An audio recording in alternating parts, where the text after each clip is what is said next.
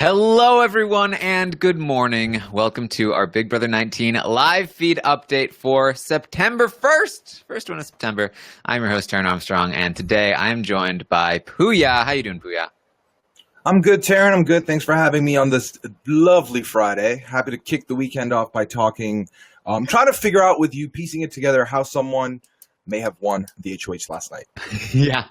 Yeah, I feel like that's a mystery that we can solve together. And I want to give Pooya credit because he is the most dependable guy. He's always here for me. If I need somebody, he's like, yes, I'm ready to go. So give Pooya some love. I got you, man. Always got you. Always happy to be here. Happy to help everyone out. Get some knowledge out there, laugh together, and cry together. Let's do it. I'm crying right now. All right, so let's get into this. We're going to be recapping everything that happened on the feeds yesterday. And we start out, you probably watched it last night. Matt was evicted. Can you believe it? What? Dude! What? Why would you say that? Oh my God. We got the age-old question answered, cereal or Raven. He can say Raven all he wants. We both know he was really loving that cereal. Yeah, I think so. And we also had some information from Dan Giesling on Twitter. Apparently, Matt was the one that he offered advice to before going into the house. And Matt was like, nah, I'm good. Probably because he had already gotten so much advice from Alex Kidwell that he was like, the expert has already told me what to do. And he followed through exactly how Alex told him to. Yes. Redirect all of your praise / anger towards the sensei himself. Yeah. So then we have obviously the rain delayed HOH competition, which was the stop and go. What was it called? Ready, set, go. Ready, set, go. Yeah. Ready, set. Yeah. I believe so.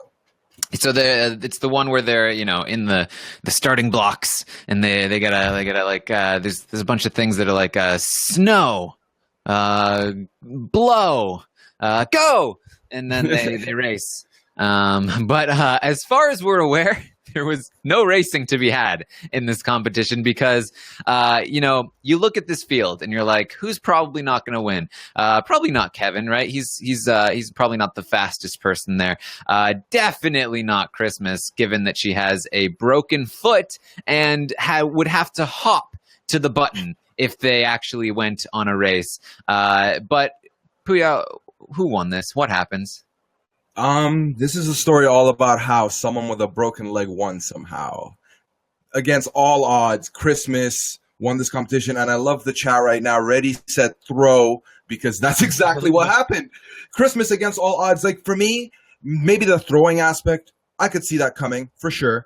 What I don't understand is, how did they clear her to do this? Like, why would they clear her to do this? It's like the one competition, right, where you're looking at it, and it's like, no, even on technicality, like, she can't put two legs together and run. So why was she cleared? Who knows?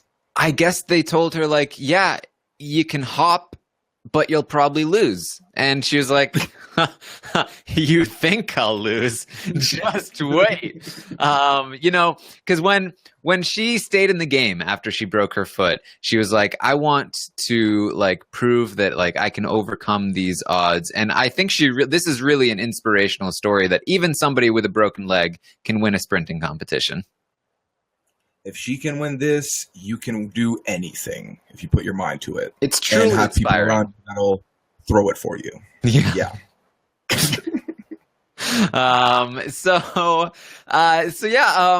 Apparently what happened was, and I said this on the recap last night, that they had this order in which people would throw the competition. I don't think they talked through the exact order in which it happened, but I believe Kevin went first, as Paul instructed him to. Then Raven threw it, which allowed Alex to throw it, and then Paul and Josh threw it to Christmas. And no, again, they didn't even have a single race. No, it's we're gonna see how it shows up on the edit. The one takeaway from this competition that I've heard outside of anything else is Kevin really not wanting to throw this, and specifically, according to Paul, not wanting to throw it to a female. And then to which Paul has loved this story because Paul has brought this up about 3-4 times last night to different people, reiterating that he told Kevin, if you don't do this, I will go for the win and we will take you out.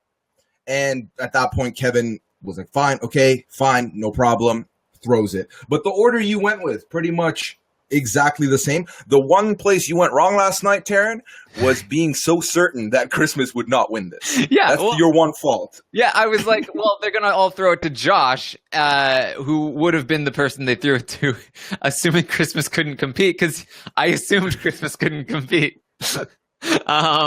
But yeah, we going into the HOH competition, we knew that Paul was trying to get Kevin to not throw or to throw the HOH competition, but Kevin did not want to. He told us that he was not going to throw the competition, but I guess Paul sniffed that out. He went to Paul and probably gave him this excuse of like, dude, I can't throw this to a girl. Like that's why I can't throw this competition.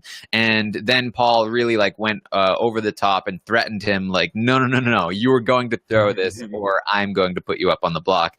At which point Kevin said, all right, especially once he looks at this competition and realizes that there's no way he's going to win anyway. He's probably like, yeah, I'll just throw this. Obviously, it's probably his best move at that point.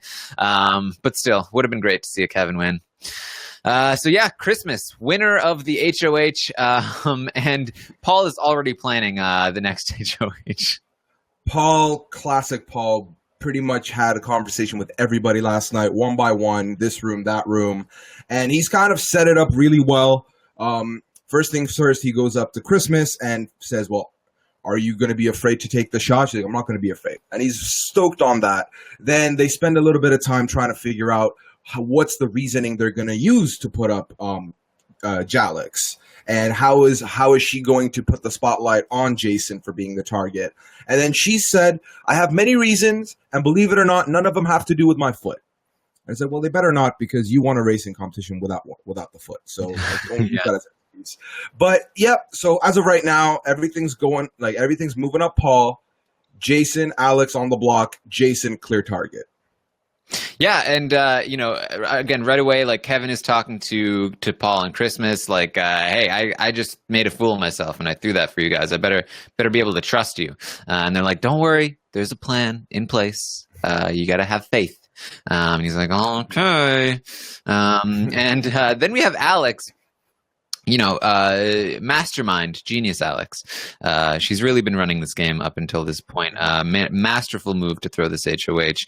And she's telling Paul that I want to be nominated next to Kevin. So even if she wasn't the target, she is going up on the block next to somebody who can't win anything, which is obviously a genius move. Yeah, no, she is incredibly smart. She is the one person that mathematically has decided it doesn't matter. Everyone plays veto this week, which one person won't. But she still also, applies to go up as a pawn next to Kevin, which we both know this is not going to end well. She's going on the block no matter what. Jason is going on the block for sure. He just doesn't know it yet. And they're going to be sitting next to each other. So we'll see how angry these two are going to get. And then we can hopefully compare them to Matt and Raven from last week.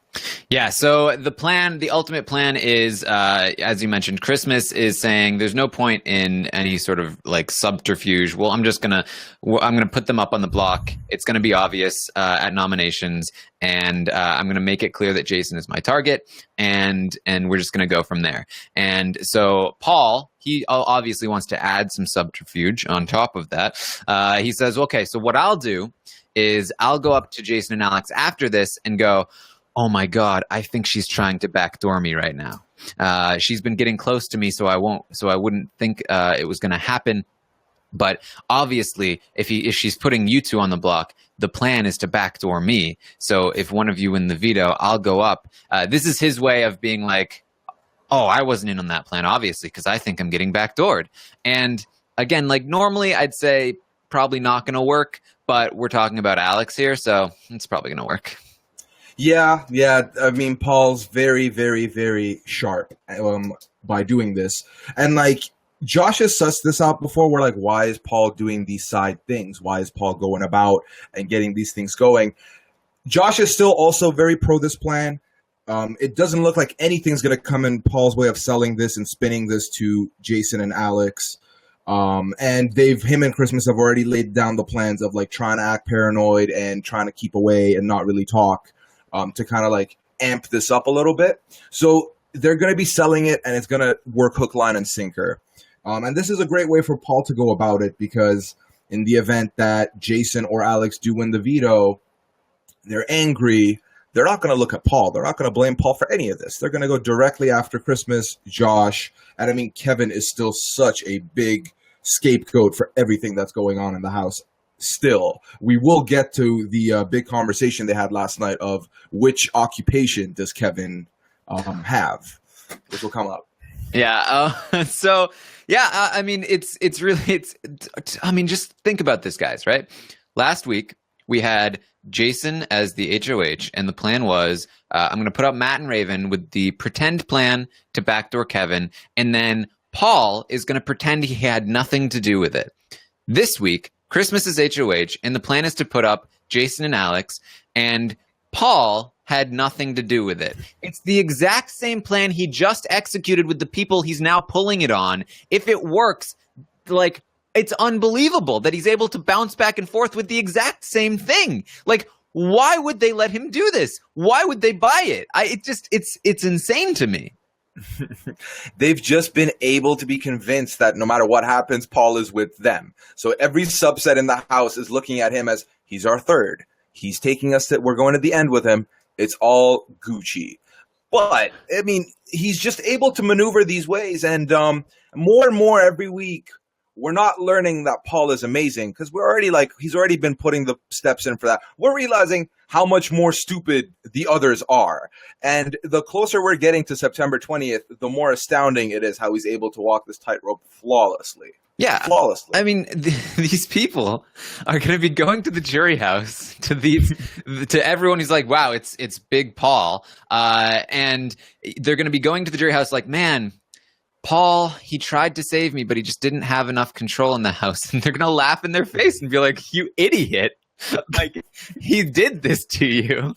And every single time it's going to come back, and they're going to be like, you just did that with him, and then he did it to you, and you bought it? Are you kidding me? Are you kidding me? You don't need to look further by looking at just a couple subtle things from last night. Raven now has her friendship bracelet back on. She's yelling out Paven, which, shoot me. And then Josh has said, well, like, Josh and Paul had this conversation where Paul said, well, if I go up in the next 2 weeks, no matter what, like, I'm kind of screwed. I'm going to be looked at as a target. And then Josh said, no, bro, no matter what happens, I will talk them down of it. I will go up as a pawn to make sure you don't have to. And like, Josh is the one person we've said has these reads. Maybe he's doing it a little bit more Steve Moses-ish, where he wants to get further down before he does something about it. But I mean, that's still a gesture he's willing. That's still him putting his own life on jeopardy by getting on that block to appease Paul. So everything's moving up Paul. Everything's going smooth for this guy. Adversity, what? Yeah. I mean, it's just ridiculous. And I mean, when we're talking about Josh, like, it's hard to tell because, Paul is saying, if I go up on the block, then they're gonna take a shot at me. I'm gonna go home. And so Josh is like, oh no, I'd go up on the block for you. But we know that Josh has been somewhat skeptical of what Paul's been doing. But at the same time, he's also been very vocal about being loyal to Paul and trusting Paul. So it's hard to tell whether this is Josh kind of playing up his loyalty or if it's genuine. I think with Christmas and with Raven, it's genuine. With Josh, I'm not entirely sure. And honestly, yeah, it could be a thing where he is genuine in this moment, and then he will be genuine tomorrow when he's like, I'm doubting Paul, and he's just going back and forth. Yeah, I think it's a little bit brain fart-esque, where he's just kind of sitting there, he's kind of brainstorming things, speaking out aloud. Maybe some of it's not really registering. Like, he seems like I did watch him really break it down for 2 minutes of how Paul, why, if he's with us, why is he making all these side deals? It's not necessary. He's got us. Why is he working them? Probably for jury votes, probably to work with them later. He's kind of piecing them together. It's just not quite evident if these are things that he's piecing together and then leaving up on his mental corkboard, or if he's just kind of like doodling these on a notebook in his mind and then just crumpling it up and throwing it in the bin because he knows, nah, I'm just being ridiculous. Like, he's with me. The closer we're going to get to the end, the more clear it'll be. And the fact that we're so close to the end, it's just one of those things where he might have an opportunity, but he might not take it, and then he won't have a chance for another one again. So we'll see. Like, the thing is, we'll see when he gets HOH, whenever that may be, if that may be. We'll see how he does then. Yeah. And like, also, like, I think it's interesting just the way this is happening, and the fact that these people will be going out of the house and into the jury house believing that Paul is loyal to them. I've talked with Brent about this, but I do think it's interesting. It'll be interesting to see how they react. Matt going into the jury house being like, yeah, I stayed loyal to Raven and Paul. They're going to take it to the end. And that Cody and Mark and Elena are going to be like, you idiot. Paul was playing you. He obviously, like, Paul has way more control than anyone in that house. You think he couldn't have saved you? Like, you're a dummy. Like, how is Matt going to react to that? Like, I mean, he'll probably be like, what? What are you talking about? How can you say that? What are you... Yeah, so, like, I agree with you 100%. I think it's going to get interesting with the jury aspect of it all, because you're looking at it, and sometimes, like, let's say this. Let's put it this way. So if one of your close friends steals a tenor from your table and then later tells you, listen, man, like, I needed this, I took it from you, you can forgive them, right? But if one of your friends takes a tenor and then someone you hate is telling you that they took it, and then you find out that the person you hate is the one that was more honest with you, that might turn you a little salty, just a little bit bitter. And I mean, we've completely unleashed Matt now. Matt's like this weird, like, squeaky voice, like, angry man now. So maybe that lid's already popped off, and the jury / Cody, Elena, Mark telling him that he was messed with, telling him that he got played, will not only piss him off, but then once he, like, hears that, the glass is shattered, and he starts seeing people that he did not expect to come into the jury one by one following him, it might turn him bitter. It could happen. We'll see.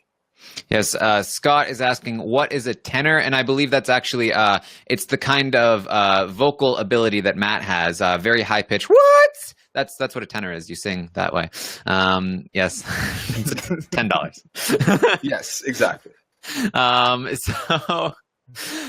Then we have Paul solidifies his relationship with Kevin again. It's like, we're in this together. We gave each other our words week 1. Everything's all good. Paul, again, just like, he's really trying to make sure that he has Kevin, especially now that he plans on taking him further down in the game. He wants to make sure that once he takes Jason out, he will be able to retain his loyalty. The problem is, Kevin wants Alex out before Jason. As much as Kevin has sort of been soured on Jason, he really doesn't want Jason to go yet. And he's not Alex, right? Like, he's not going to be easily convinced that, like, no, it's better for you that you take Jason out first. He's going to be kind of annoyed. Yeah, and the fact of the matter is, Kevin has been one of these guys that has voted against the grain, whether it was to be hinky, whether he was set up to it to, like, do that specifically. Kevin's done that before, and he's not scared of going against a majority vote. And I think in the back of his mind, first of all, even though he made it very clear he knows that Jason's not with him, Jason's kind of talked to him and said, like, I'm cutting with you. I mean, he's got to know that if Alex is the one that goes, he gets to keep Jason to himself. So he has that buddy. He has his walking mate every morning, every evening. So that's something to consider for him. And I mean, the fact that, again, we also go back to the fact that Alex has been pretty shitty to him the entire past how many weeks? More so than others. Not that others have been very nice to him, but, like, Alex has been the one to amplify it and to, like, have caused feeds to get cut about this. So I understand why. I definitely see why. I think he also knows that it's probably foregone that Jason is the target. If they're both on the block at the end of the week, Jason's more than likely going. But it was also another thing to consider is he likes Jason. He can't help but be, like, friends with him still. He's going to want to give him that one vote. That kind of, like, solidifies some kind of good jury with him. I don't know. With Kevin, I feel like there's like part emotion, but I also can't help but feel like he kind of is understanding what he needs to do.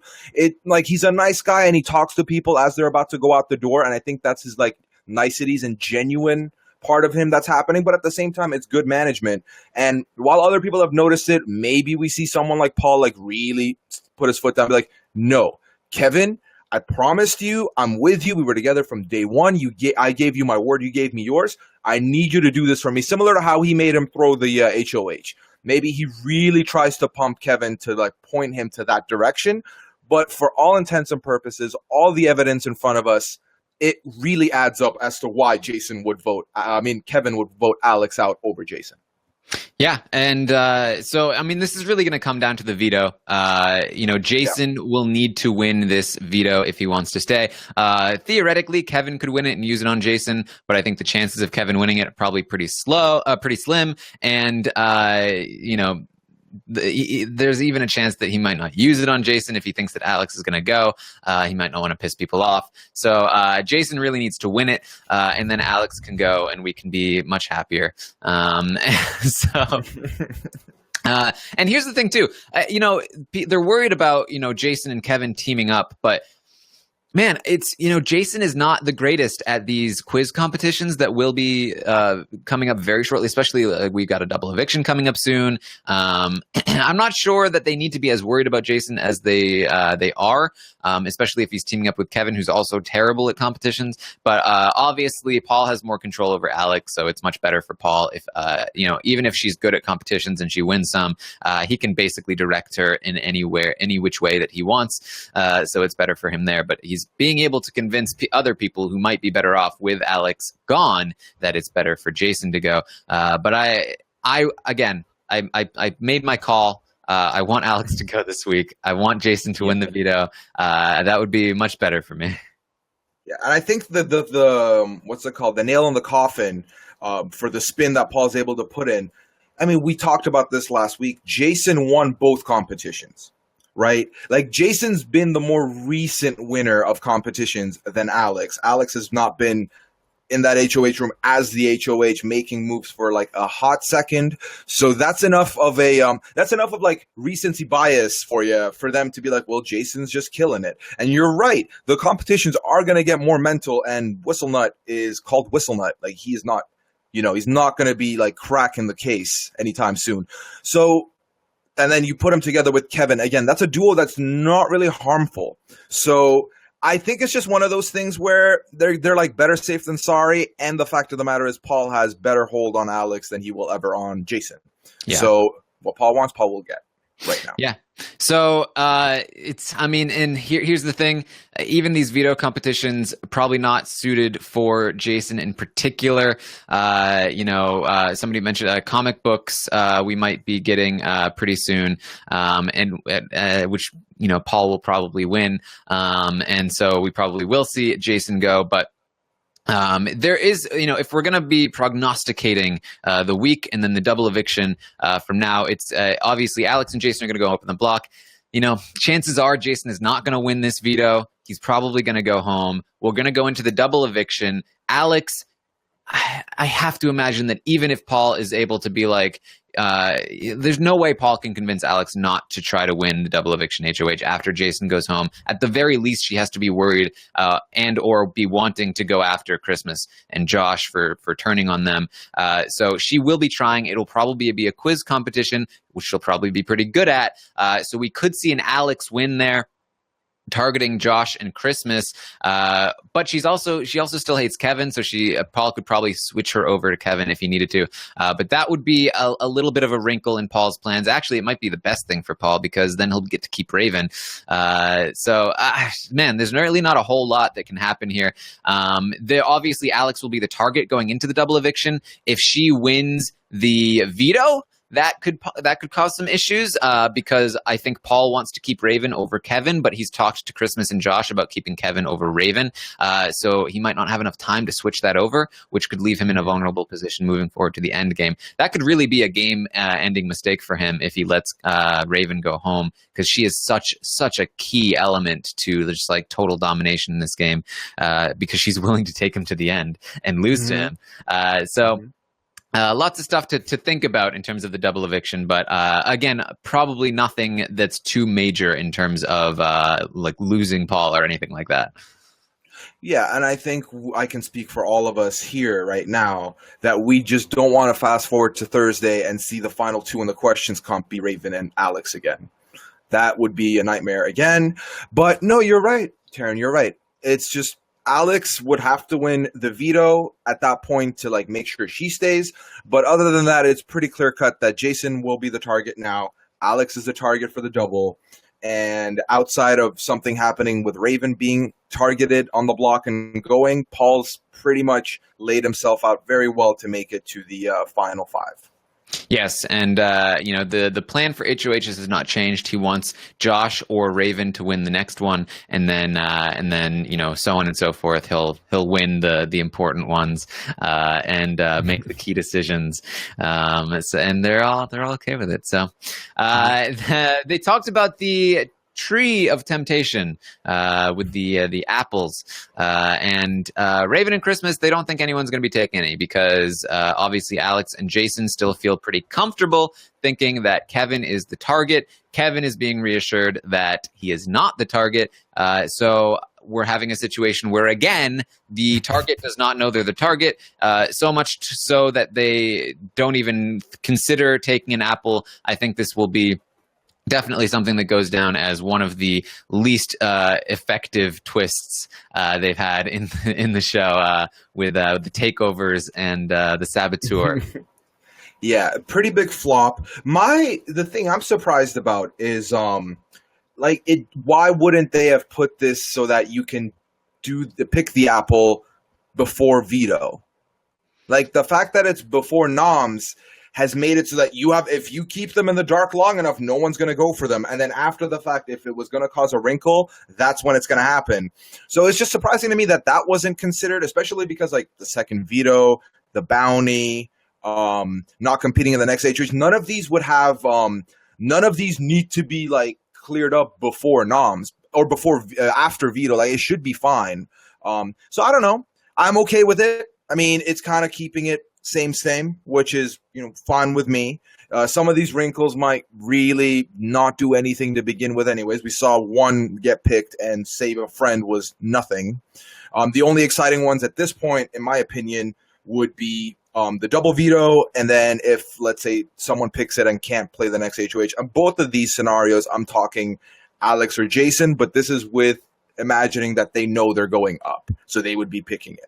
Yeah. And then it would be also interesting if Alex picked it and then got the bounty one, and then Christmas might try and get Alex out instead of Jason. Like, there's a couple of interesting things that could have happened, but the fact of the matter is because of how well they've been able to keep these people in the dark, no one's going to pick them, and it's just going to go by the wayside, and we're not going to see it again. Yeah, I mean, I think the one temptation really that needed to be done before nominations was the save a friend, and it's like that's probably why they had it before. And man, it's more like examples of like they just don't think these twists through enough. Where it's like, because like people will often say I'm anti-twist. Like Taran hates twists. He hates all twists, and I do for the most part, but. The reason why is because they're all terrible twists. Like, it's very difficult to find a well-balanced twist. It's just like you need to think these things through more. And there's a way to introduce twists into the game that are well-balanced and that won't like affect gameplay in a negative way, and that won't screw people over in a negative way. Like, there are good twists to be had.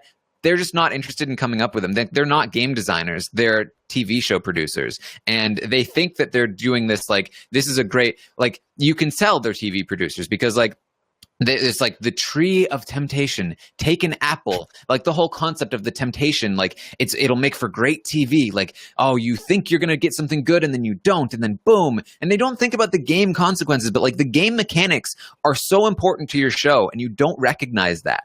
And it's just like, we really need them like to hire like a game mechanic person, right? Like it's got to happen.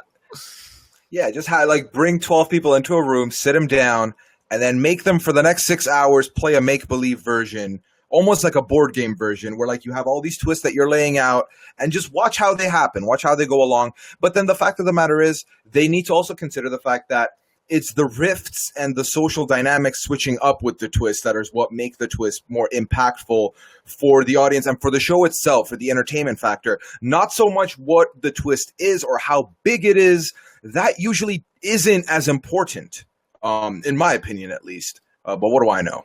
I'm not a producer. I'm not Kevin. Yeah. Yeah, I mean, yes, Lacey, people are saying I'm applying. No, get Eric Stein on this. Eric Stein knows what's up. He just spent 2 hours talking to Taran about all this. Check it out. It's a good time. Yes, exactly. See, I feel like it's unfortunate that Eric went on Big Brother and had not the greatest relationship with production, because I feel like they could really use his help with this kind of stuff. All right. So they also, Raven and Christmas, they also agree. They're pretty sure that Alex threw that competition. So I think Alex said she was going to be throwing it going into the competition. Raven and Christmas think it seemed pretty obvious that she did throw the competition. I think we can say pretty safely for now that Alex has thrown this competition. She may go home this week because of it. I think that's wonderful. At the very least, her closest ally will go home. This is like just becoming a common occurrence. Like when it happened to Matt Hoffman in season 11, where it was like he was throwing HOH competitions and like very obviously, and then he ends up getting in trouble for it, or not for it, but because he didn't win. It's like, oh wow, can you believe it? Or like when Jordan throws the veto competition, it's like, what, he did that? But now it's just like it's completely expected from this cast that they'd throw competitions that they needed to win. Right, and I mean, the funny thing is, so like we bring up, I said 11. God, I'm so sorry. It's 12. How dare you? So the thing is, Taran, like with someone like JP, he does all that, he threw it, and then he gets bamboozled. But like for me, it's like you look at someone like Alex, and she should know. She should simply, go flashback in her mind and kind of realize, I've won a lot of these competitions. None of these people have won that many. I'm looking like I'm on the podium right now. If this was the Olympics, I'm either first, second, or third, and that's very clear to these people. Why would they want to take a shot at Kevin, who's won nothing, when they could take a shot at me? If I'm king of the hill, why won't you want to usurp me? Like, it's just one of those things where it's like you're cocky and it's irritating, but you're also not cocky to your own benefit. You're just cocky to be cocky. So like just not putting these pieces together really shows their weaknesses and their flaws in thinking for themselves and just thinking game speak, And we might see it happen. And as you've said, as I say, as everyone in the chat probably would imagine, agreeing with us, I hope Alex goes. I really do. Leslie in the chat says, please let Alex go to the nomination ceremony with her petty hat on, ready to be mean to Kevin, only to get her and Jason put up on the block. That would be pretty wonderful. You got to appreciate the little things on Big Brother 19, and that would be one of them. Yep. That's the way to go, man. That's the way to go at this point. Yes. So we also have Josh talking to Jason, misleading him, saying Kevin is our target. He's trying to turn people against each other. He's going after Alex. We need to get Kevin out this week. They are really setting them up for a big blindside on the nomination ceremony. Yep, both of them. They know Alex is going up because Alex has volunteered, as we said earlier. But Jason has no idea. Christmas is going to make it clear that he is the so not only is he going up, he's also going to be called out as the target. We might see fireworks. It could get crazy. So sit down, grab a coffee, and enjoy what's about to happen today. Yes, Dominic in the chat says, misleading meatball. That could be a twist, right? It's not the alliteration. The plan also, if Alex or Jason wins the veto, Kevin, despite being promised, will go up as the replacement as of right now. So Kevin's not going to be too happy about the fact that Jason is going before Alex, and he definitely won't be happy if he gets put up on the block as a replacement pawn. But as far as we know, there's no chance Kevin really goes home here. It will definitely be Alex or Jason going home this week, unless something completely major happens like it would on any normal Big Brother season and things change. But that hasn't happened all season long, so we don't expect it to start now. We have no reason to assume that right now. Yeah, you're right. So then we also have Kevin talking to Christmas, telling Christmas, look, you and Paul are the only people that haven't turned your back on me. Like, even Jason now is saying we can't be together anymore. I gotta say this in Kevin's.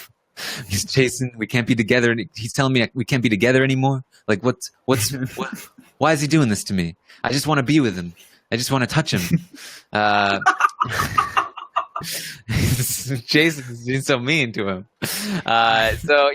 Kevin, he's recognizing that Jason has kind of turned his back. And I think part of this is actually, I do think Kevin has a little bit of strategery going on here. I think he does feel like he still has a decent relationship. Exactly what Paul is doing, but Paul was talking to Josh and saying, like, I'm just going to pretend to be annoyed with you a little longer. They will never assume it. It goes to be the same way where Kevin is, putting this rift. I think he's genuinely upset. I still do. But it goes back to what I said earlier, where, like, he's genuine and he's nice, but then there's also game implications that can be extracted from his actions. And I think this is one of those where he knows he's going to be fine with Jason.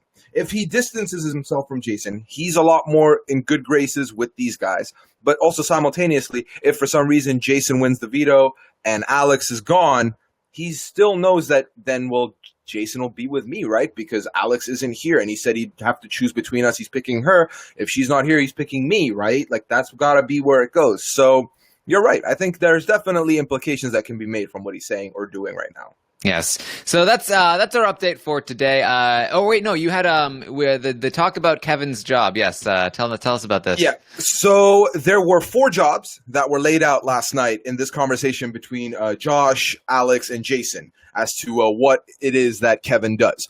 So for some reason, Alex, and this was really hilarious to me. So Alex was like, he's a producer, right? He said something about like seeing movies for free, right? And then Jason's like, I think he just like says he gets free movies because he goes to the movies a lot. I'm like, yeah, that makes sense. He's a frequent like watcher. But then it goes on, and then Jason says, no, I think he's a school teacher. And then they talk about him being an undercover cop again. And Josh says, no, man, he couldn't have been talking about giving us those stories if he was an undercover cop. Like, he wouldn't have lost his cool to Josh if he was an undercover cop. So they're doing what they did with Donnie in 16, where like everyone's convinced there's more to this guy than meets the eye, when in fact there really isn't. He's just a good storyteller, and he's seen some things, but we're just making it seem to be a lot more than it is, and that he's an actor. And there was something along the lines of Josh said, I asked him if he was in movies, and he said he was in soap operas. They're just trying to grasp at anything here, and it's pretty hilarious. And then Kevin walks in and says, well, can you leave the light on? Like, can you leave the light on? And just walks away. And then they start bashing him on that. Well, why is he asking us to do that? That makes no sense. Yes. So essentially, to recap, producer, actor, undercover cop, and school teacher, Kevin can truly do it all. Yes. Stephanie in the chat says he's an undercover cop as a school teacher on a TV show as a producer. Crack the case. I couldn't really follow that, but maybe you could. So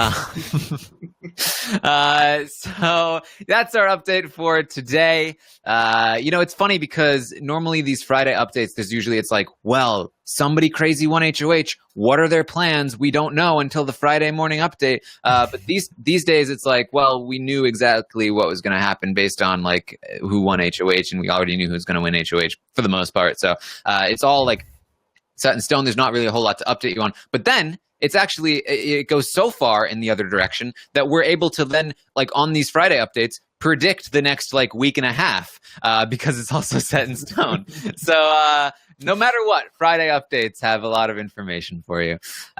So thank you everyone for joining us. We'll be back tomorrow at noon Eastern to update you on everything that's going on the feeds. Yes, Liana will almost assuredly be with me for Liana Saturdays. And of course, make sure you check out my awesome interview with Melissa Denny on the Taran show. And then Sunday night, we will be live to recap the nomination episode of Big Brother. And check out the American Ninja Warrior stuff. We just released a podcast with Megan Martin, one of the star athletes of the show. And the Vegas finals are going to be starting up this week. So Monday will be the start of the Vegas finals. I went to those finals in Vegas with my co-host Lita. So there's going to be lots of fun to be had there. Even if you haven't watched the entire season, this is the exciting part of the show. It's the finals. You can start here. It's all good. So check that stuff out as well. So yes, thank you everyone for joining us. Take care. Goodbye.